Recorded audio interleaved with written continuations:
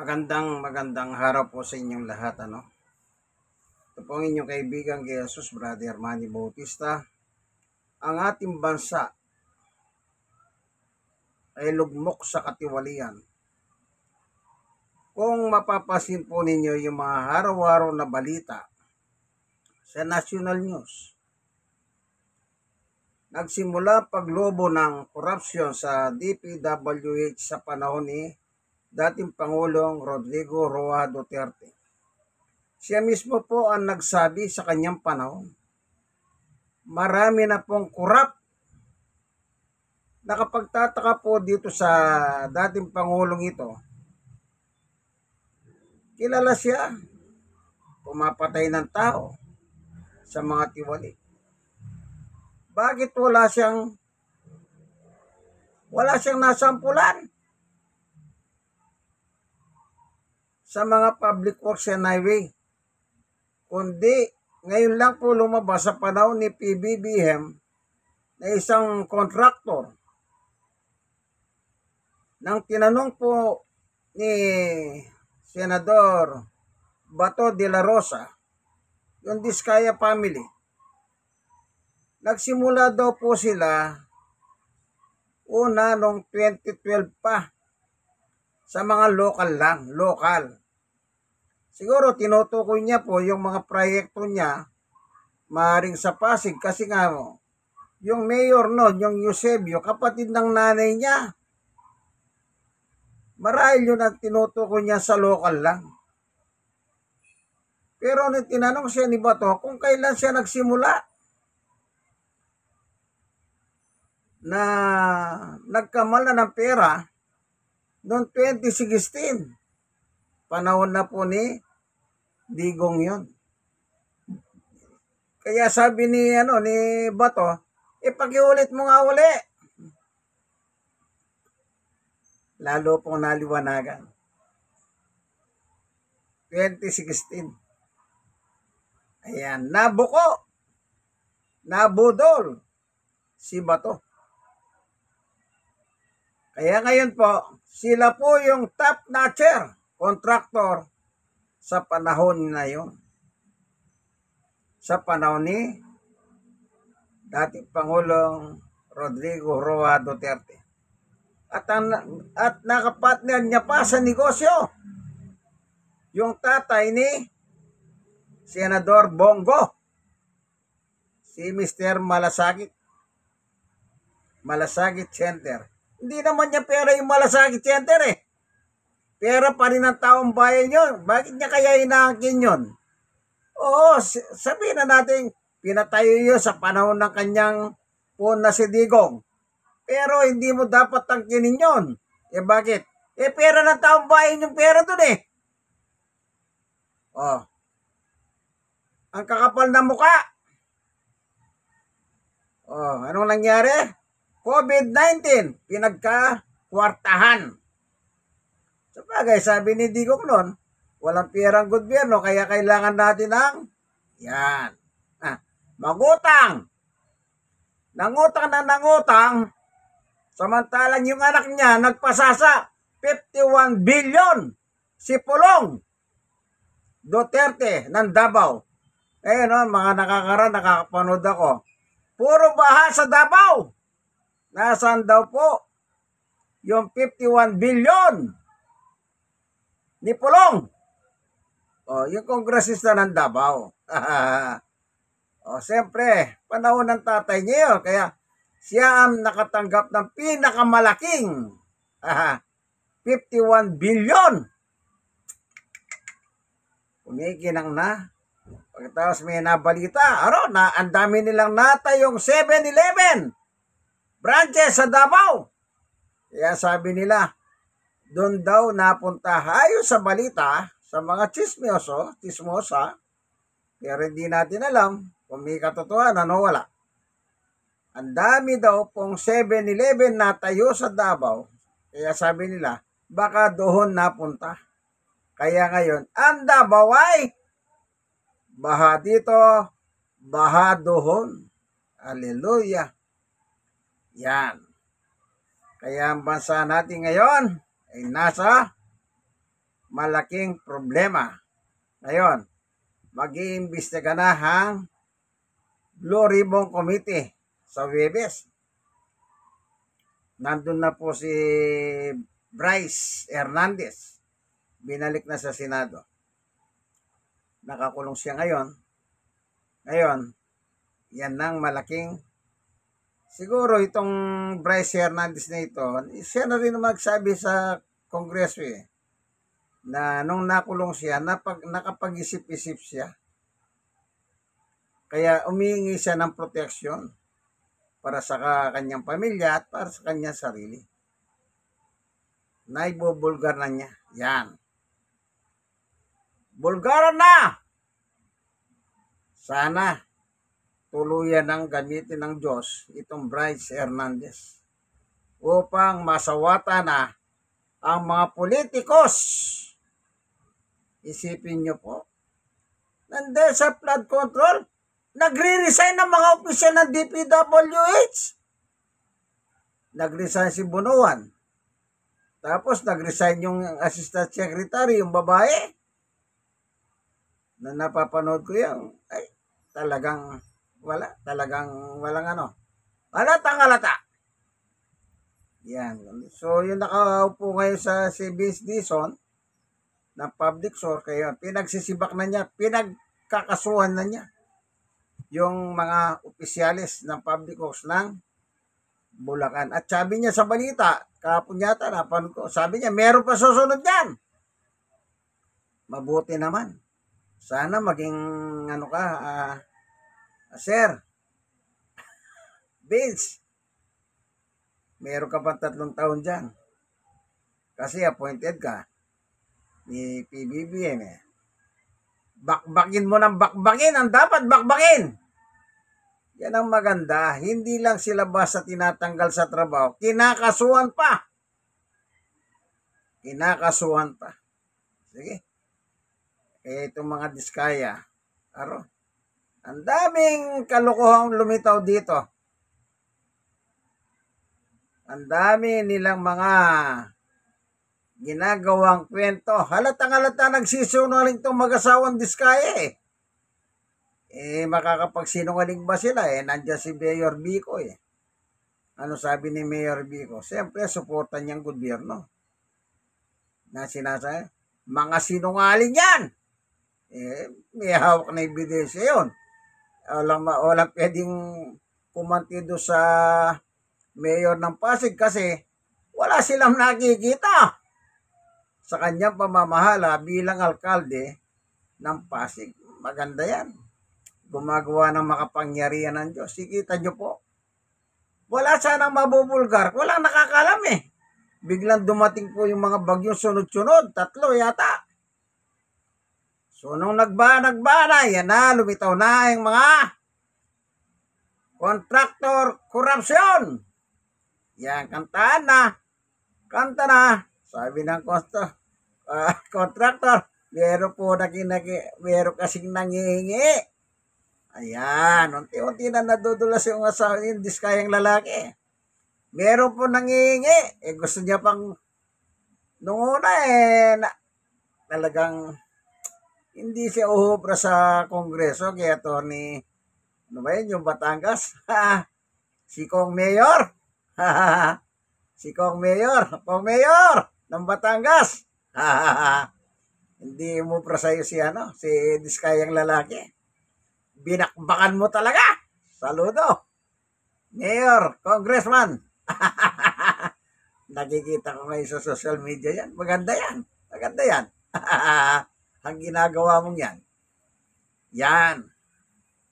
Kaya alam niyo po, mabuti yan. May mga taong ginagamit ang Diyos upang masupil ang gawa ng demonyo sa kanila. Demonyo ang gumagawa niya sa kanila Kasi sabi ni Jesus, you cannot serve two master. Hindi ka pwedeng maglingkod sa 2 Panginoon. Yung isa, ang tunay na Diyos. Yung ikalawa, yung tunay na pera. Gusto ng mga ganid na ito, mga greedy Gusto nila, naglilingkod na sa Diyos, meron pang pera. Hindi po pwede yun. Sabi na nga ni Jesus, hindi pwede maglingkod sa dalawa mamili kayo. Yung pera o ang tunay na Diyos. Yan. Kaya, pag pera, ang inyo, ibig sabihin, gusto nyo rin si Satanas. Ayan. Okay, basahin natin ang Biblia. Makinig muna tayo.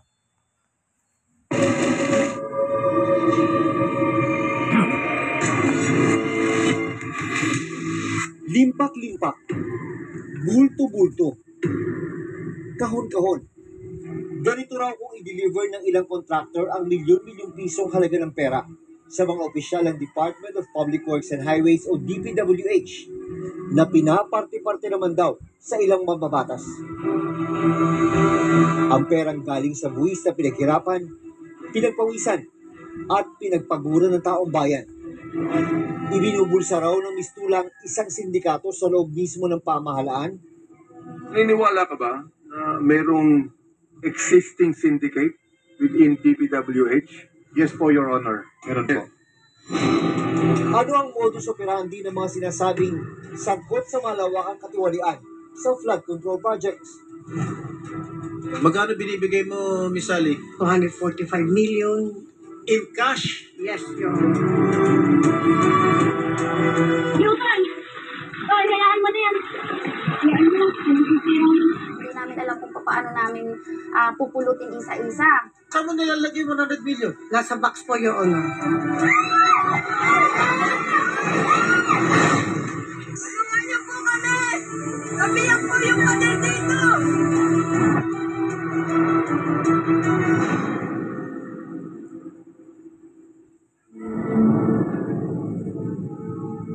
Sa pag-aaral ng GMA Integrated News Research, pumapangalawat sa National Capital Region o NCR sa mga rehiyon na may pinakamaraming flood control projects at pinakamalaking contract cost. 1,058 na proyekto ang itinayo rito. At ang kabuang halaga, mahigit 52.6 billion pesos. Pero 2 linggo lang ang nakaraan, lumubog ang maraming lugar sa Metro Manila dahil sa isang araw lang na pag-ulan kahit walang bagyo. Sabi ng Quezon City LGU, 36 sa 142 ng mga barangay ang binaha. Isa rito ang Barangay Botocan, Quezon City. Sa video na kuha sa tindahan ni Irish Makalalag, makikita ang mabilis na pagtaas ng tubig sa lugar. Nag-start po yung ulan nung araw na yon, mga 2:00 po ng pahapon. Akala po namin normal na ulan lang siya. Habang tumatagal po, napapansin namin na parang tumataas na yung tubig. Agad-agad. Ilang minuto lang, ang loob ng tindahan, unti-unti na ring pinasok ng baha. Bago mag-alas-tres ng hapon, makikitang naglulutangan na sa tubig ang marami sa mga paninda ni Irish. Yukan! Oh, hayaan mo na yan. Hayaan mo lang. Maging ang refrigerator, nalubog na rin sa tubig. Kasi po yung tubig, umabot po talaga dito sa first layer ng bigas. May 5 hilera po kami dito ng bigas. So, bali, basa po siya lahat. Pera ko, at isang taon na niya. Ano lang yung mga nalutan? Ako lang lang po.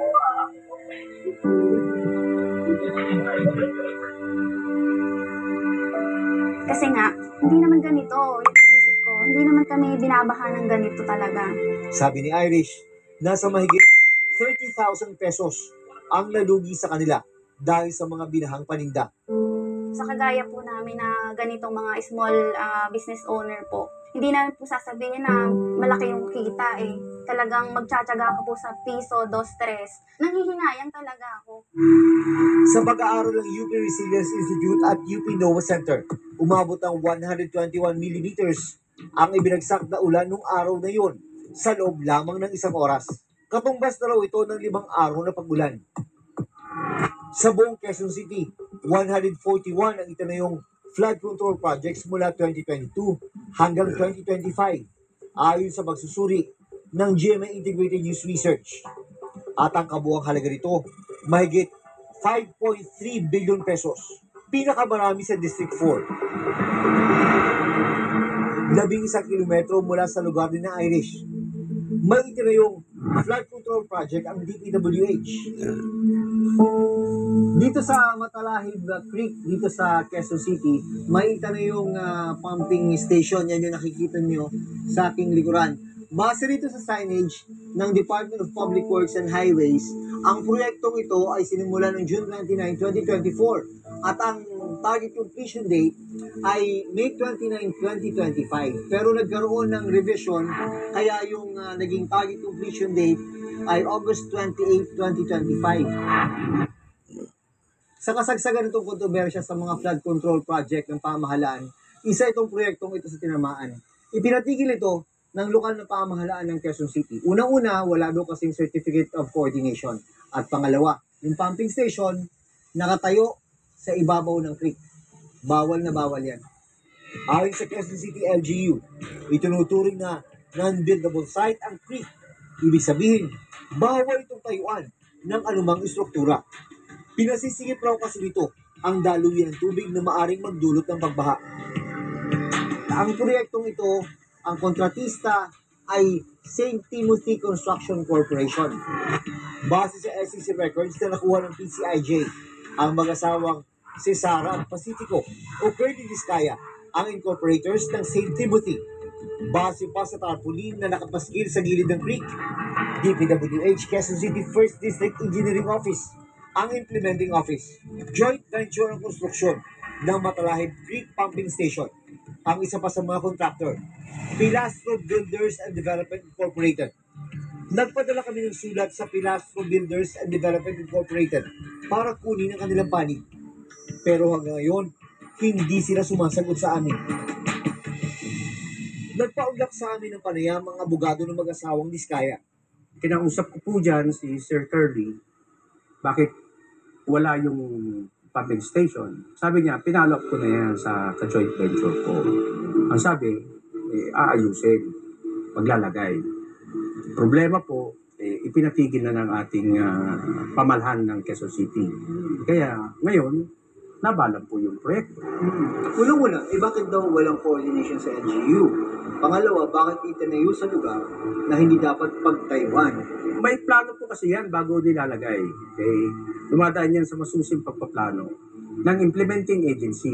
Pero yung contractor po, wala hong siyang obligasyon para makipag-coordinate sa local government. Bakit?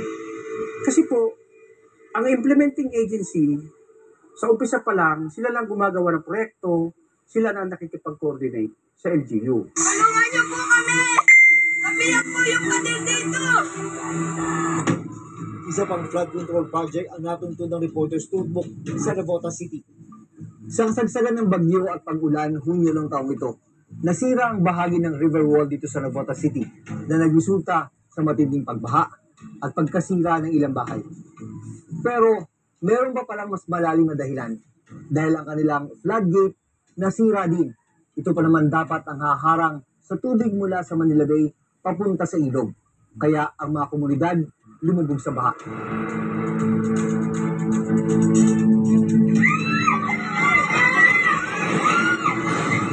Sa isang video, makikita ang aktwal na pagbuho ng river wall sa barangay San Jose, Navotas City.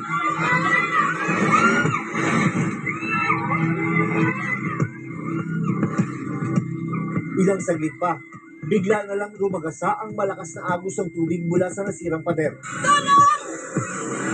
Mabilis na pinalubog ang ilang komunidad sa Navotas. Tulungan niyo po kami! Nabiyak po yung pader dito!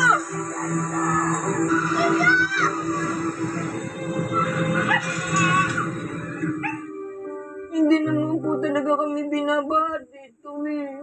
Kahit sinasabi nila wala daw may kasalanan.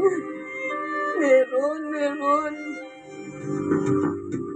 Sa dokumentong nakuha namin mula sa DPWH, August 27, 2024, ang contract effectivity date ng rehabilitation ng North Navotas Pumping Station at Navotas Navigation Gate. August 21, 2025, ang original contract expiry date. Ang original contract cost, mahigit 281 million pesos. So sa 280 million pesos awarded last year na kontrata, bakit parang wala pa tayong nakikitang improvement? So ang nagiging problema po kasi dito ma'am, underwater po yung repair works na ginagawa ng mga consultants po natin, medyo nahihirapan din pong mag-identify dahil sa dilim po ng tubig. Yung mga divers po na sumisisid, nahihirapan sila na i-pinpoint talaga kung ano yung mga issue na kailangan nating i-repair. Kailan po dapat matapos? The contract expiry, ma'am, is August 31, 2025 po. Sa pagtatapos ng susunod na buwan, dapat tapos na to. Yes po, ma'am. Yun po ang nakasaad po sa kontrata nila. Pero hindi pa ito tapos. Ayon sa DPWH, nasa halos 92% ang actual accomplishment ng rehabilitation. Ang contractor, St. Timothy Construction Corporation, na pagmamayari ng mag-asawang Diskaya. Yung proyektong yun, sir, hindi lang St. Timothy ang may project nun. Marami pong kontratista ang may project po nun. Na-repair na po, tapos na po yun. Ngayon, kung bakit nabalam, labas na ho ang St. Timothy doon kasi natapos na ho yung sa kanila eh. Pampanga ang pinaka-flood prone na probinsya sa buong bansa. Sa pag-aaral ng GMA Integrated News Research, 293 flood control projects ang itinatayo ng pamahalaan sa Pampanga mula 2022 hanggang 2025. Ang kabuuang halaga, mahigit 14.5 billion pesos. Sa official website ng Sumbong sa Pangulo, nakalista bilang isa sa mga proyekto ang rehabilitation of eroded bank of Pampanga River sa kandating Arayat, Pampanga. Nagkakahalaga ng mahigit 91.6 million pesos. October 17, 2023 ang nakasaad na completion date. Pero wala pang isang taon. Gumuho ang isang bahagi ng retaining wall. Nepong kalalam, wag nepo ining bakal gagawan do. Ayam muya pa po crack. Balang kayo mamakbong niya pa po siguradong magtuagyarin po ini. Halos mabukal na ang lupa sa paligid ng nasirang proyekto. Edmari Construction and Trading ang contractor ng project. Sa kabuuan, umabot sa 12 ang nakuhang flood control project ng Edmari Construction mula 2022 hanggang 2025 sa buong bansa, ayon sa Sumbong sa Pangulo website. Ang kabuuang halaga, mahigit 885 million pesos. Nakapanayam noon ng Reporter's Notebook ang kinatawa ng Edmari Construction and Trading sa nasirang project nila sa Kandating. Bakit hindi ninyo alam? Bago po itayo itong retaining wall, almost 100 million pesos pa naman. Bakit hindi nyo alam na mangyayari yun? Hindi ba dapat na pag-aralan po yun? Hindi po namin kasi. So sayang. Sayang po itong project, no? Kaya po, ginagawa na namin po ng i-restore po namin. Sa press statement na pinadala ng DPWH Pampanga 1st District Engineering Office sa Reporter's Notebook, inaasahang matatapos daw ang rehabilitation sa September 15, 2025. Ayon pa sa DPWH, under warranty pa ang repair ng proyekto at walang bagong pondo na ilalabas. Bago maipatayo ang isang proyekto, ano ba ang pinagdaraanan nitong proseso? Sa website ng DPWH, tinukoy ang 4 na phase na sinusunod ng mga infrastructure project. Una ay ang project identification o pagtukoy sa proyekto sa iba't ibang distrito sa bansa. Yung palakasan at yung pagpapakita ng influence ay pumapasok dun sa pagsasabi na, napasok ko yung isang infrastructure project natin. Nakadalasan, walang programa or walang pagpaplano at isinisingit yan sa budget. Ikalawa ang project preparation. Dito nakapaloob ang pagsasagawa ng pag-aaral o feasibility study at fund appropriation o paglalaan ng pondo. Problema minsan nagiging bloated yung halaga ng proyekto kasi walang oversight eh. Sila lang ang nag-uusap, sila lang nakakakita ng datos, sila lang din ang nag-a-approve. Implementasyon ng proyekto. Dito inilalabas ang pondo. Nangyayari ang bidding ng mga contractor at construction. Ang korupsyon dyan ay ina-approve ng DPWH na hindi man lang check or physically nakikita kung nandun nga ba yung infrastructure project. Ang panghuli, ang operasyon at evaluation ng ipinatayong proyekto. It is now very obvious they begin at the district level. Ang sinasabing modus, mas luminaw nang humarap sa Senado ang ilan sa mga kontraktor ng flood control projects. Sa pag-amin ng mag-asawang Sara at Curly Vizcaya, Ulit-ulit kaming ginamit ng mga nasa pwesto sa sistemang ito. Wala kami magawa dahil kung hindi kami makikisama, gagawa nila ng problema ang project na na-award sa amin sa pamamagitan ng mutual termination. dito tinukoy nila ang 17 mambabatas at isang former undersecretary na umano'y nakatanggap ng porsyento sa pondo ng mga flood control projects na nakuha nila. Paulit-ulit na binabanggit ang delivery ng pera ay para sa kaisaldi ko na dapat at least 25%. Si Kong Marvin Rillo naman ay ilang beses na binabanggit ang pangalan ni Speaker Martin Romualdez bilang kanyang malapit na kaibigan. Sinasabi pa ni Kong Rillo na lahat ng kanyang request para sa pondo ay galing pa mismo sa unprogrammed funds at insertion na inaaprubahan ni Speaker. Pero mariin itong itinanggi nila. Marami sa mga mambabatas na tinukoy ng mag-asawang Vizcaya agad na naglabas ng pahayag at itinanggi ang aligasyon laban sa kanila. May pagkakataon din daw na umaabot sa 30% ang kickback na hinihingi ng mga sangkot sa katiwalian sa flood control project. Sinabi ko na masyado namang mataas, ngunit sinabi niya na walang magagawa dito dahil pondo ito galing sa unprogrammed funds at insertion galing sa taas. Sinabi rin ng mga Vizcaya na wala silang ghost at substandard ng mga proyekto. Taliwas sa mga lumalabas na may mga impormasyon sa publiko, hindi kailanman kami gumawa ng ghost projects. At masugid kami nag-i-inspect sa lahat ng aming mga natapos na projects. Pero sa post ng isang residente mula sa Eastern Samar, isang flood control ghost project sa barangay Garawon, Bayan ng Hernani, ang nais niyang idulog sa Pangulo. DPWH Region 8 ang implementing agency. April 2024 sinimulan at January 2025 natapos ang kontrata. Base sa website ng DPWH, 84.72% ng tapos ang proyekto na nilalaan ng 192 million pesos. Pero ayon sa ilang residente, tila sinisimulan pa lang gawin ang flood control project. Amities Horizon Builder and General Contractor and Development Corporation na pag-aari ng mga Vizcaya ang kontraktor ng flood control project. Sa opisyal na pahayag na inilabas ng DPWH Region 8, itinanggi nilang 80% na ng pondo ang nailabas o naibayad para sa proyekto. Inamin din nilang may delay sa implementasyon ng mga proyekto.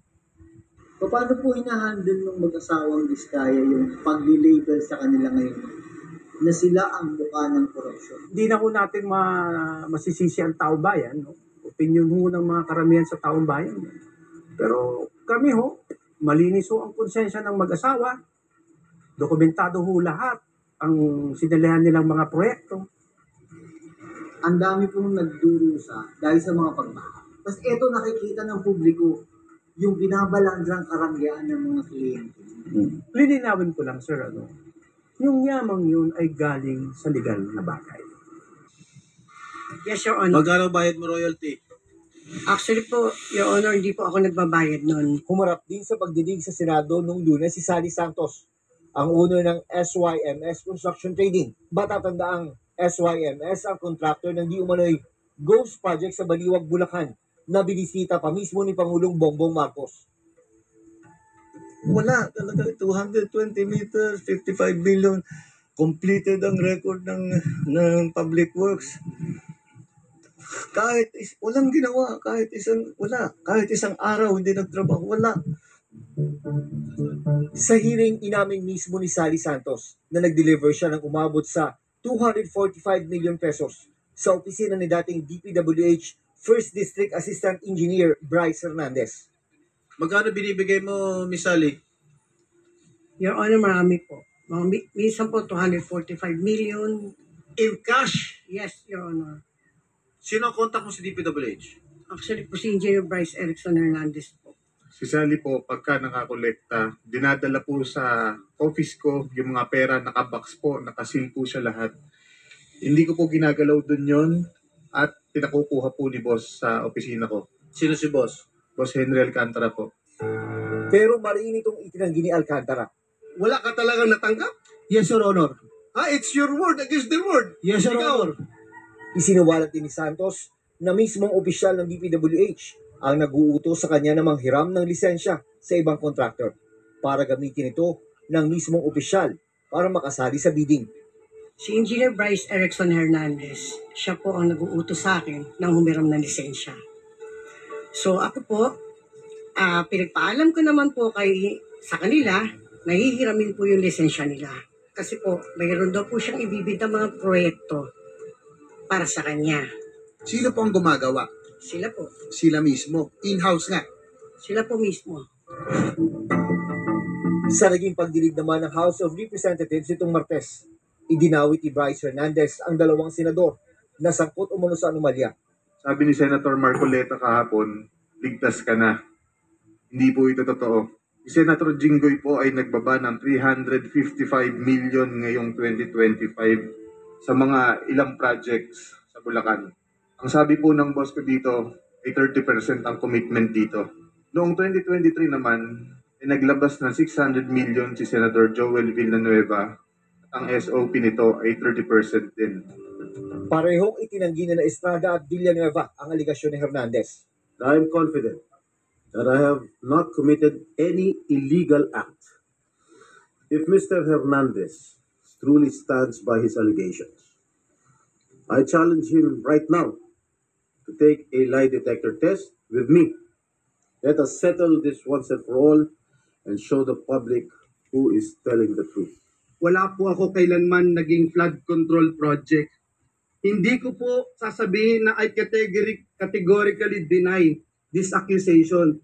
Dahil po may resibo po tayo. Meron po pwedeng i-verifika kung bakit ito nangyayari.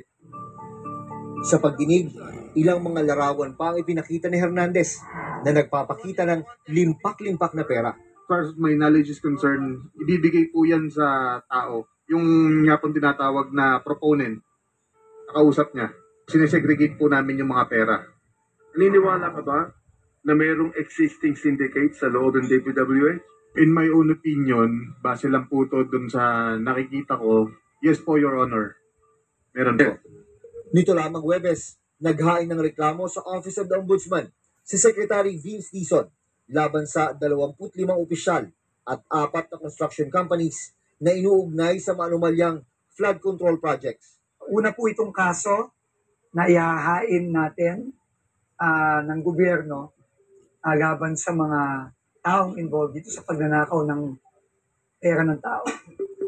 Kinasuhan sila ng paglabag sa Republic Act 3019 o Anti-Graft and Corrupt Practices Act at paglabag sa Article 217 of the Revised Penal Code o malversation through falsification of public documents at Republic Act 9184 o violation of the Government Procurement Act. Matagal na problema ng bansa ang korupsyon. Tila umuulit lang ang kwento. Naiiba lang ang modus at ang mga tauhan para sa maraming Pilipino na lumalaban ng patas sa kabila ng hirap ng buhay. Nararapat ba sa atin ang ganitong klase ng serbisyo at pamumuno? Hanggat may ganid, tiwali at hindi malinaw kung paanong ginagamit ang kaba ng bayan. Importanteng maging mapanuri at magbantay dahil bawat sentimong ginagastos sa mga proyekto, pera natin ito. Ako si June Veneracion at ito ang Reporter's Notebook. Limpak-limpak na salapi! Ayan. Nakalatag sa lamesa, kaibigan.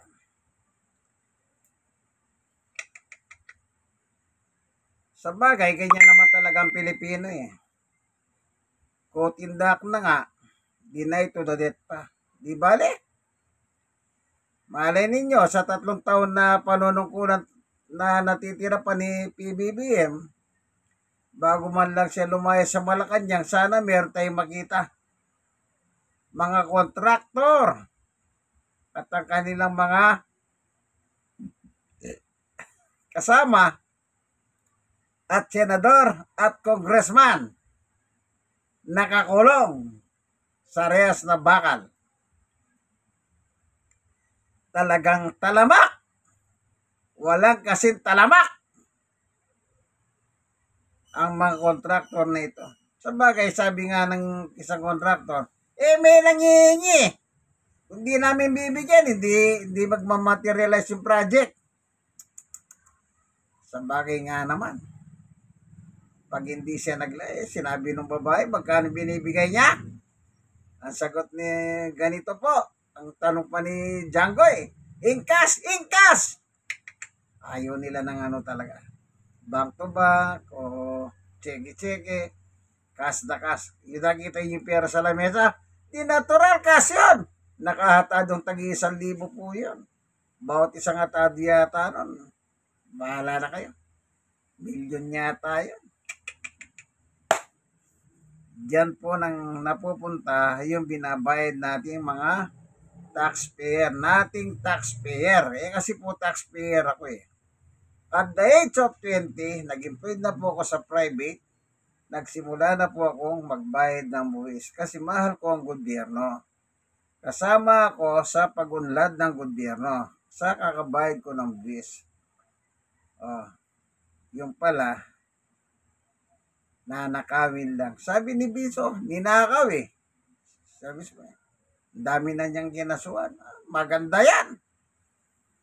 Salamat Panginoon Diyos na pinakikita mo sa pamagitan ng mga balita ang mga katiwalayan. Salamat po Panginoon Diyos. Tulungan mo po at kahabagan ng aming bansang Pilipinas na sana po ituro mo Panginoon sa mga investigasyon yung mga involved. At ipuin mo po ang mga puso ng mga involved. Sana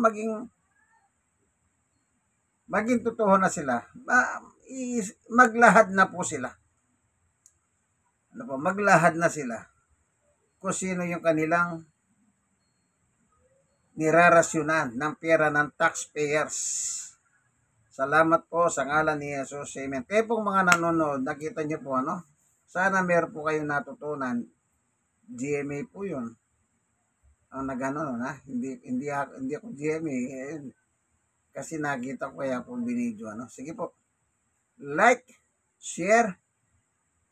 Kayo mga na-share share nyo po sa iba. God bless us all po. Bye-bye.